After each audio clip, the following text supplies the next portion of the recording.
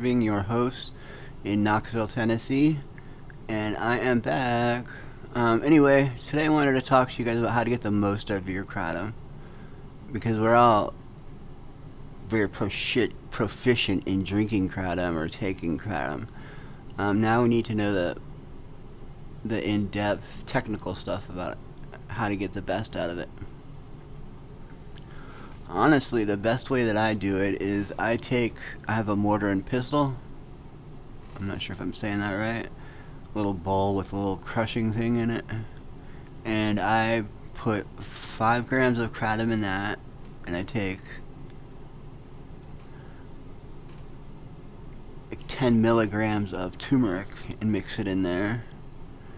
And then I add lemon and lime juice in there so that it mixes with all of the kratom, and then I pestle it up and mix it all up in there, and then I take that, scoop it out with my spoon, put it in my cup, pour hot water over it, and pooh!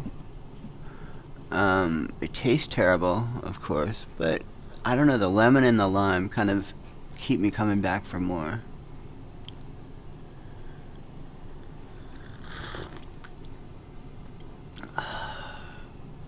It's actually refreshing for me. And I have my kratom first thing in the morning when I wake up, before I have my coffee, before I have anything, before I read the news or look at my bank account. I have a cup of kratom because it calms me down. It chills me out. Makes me feel better. And feeling better is what it's all about. I'm literally running around my apartment working on it, and I'm not hurting. My knees don't hurt, my back doesn't hurt, my nerve endings don't hurt. It's just, I feel like Chris. I feel like Chris pre-stroke, 2003. I just wish I could move my left arm, but that's coming up soon with Elon Musk.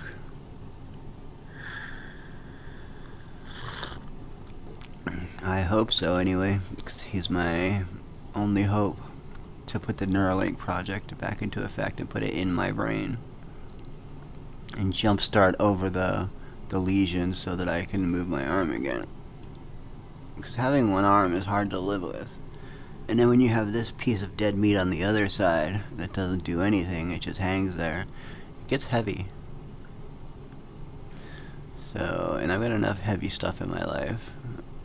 Like I was trying to make my bed yesterday and trying to put my fitted sheet on. Have you ever tried to put a fitted sheet on with one hand and no balance by yourself? It's virtually, it was virtually impossible. I couldn't stretch the sheets long enough to make the pockets go into the corners.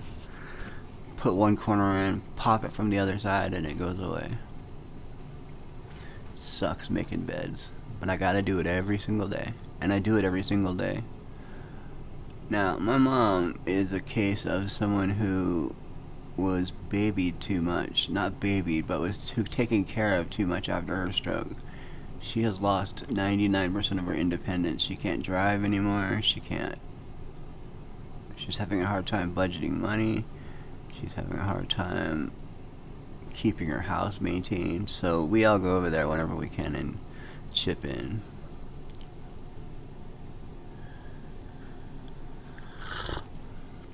But I love my mom dearly, and she does a lot for me, even in her condition, so I can't dog her.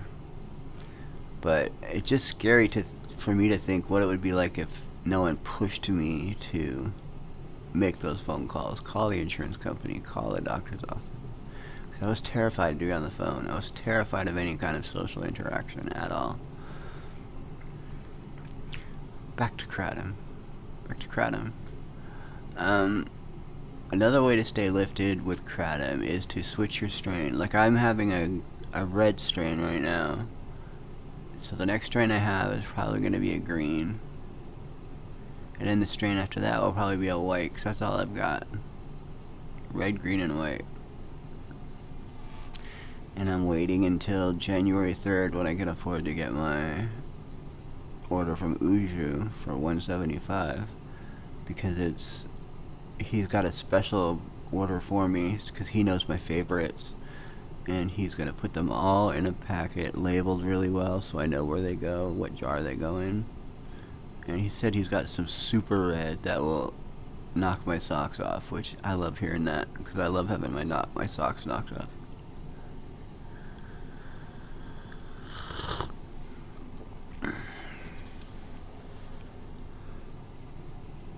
I mean, if you're afraid of taking kratom, don't be. It's very benign. And if you don't want to get high from it, just don't drink a lot of it. It takes a lot of it to get you high. It takes a little bit of it to give you a little coffee stimulation. And it takes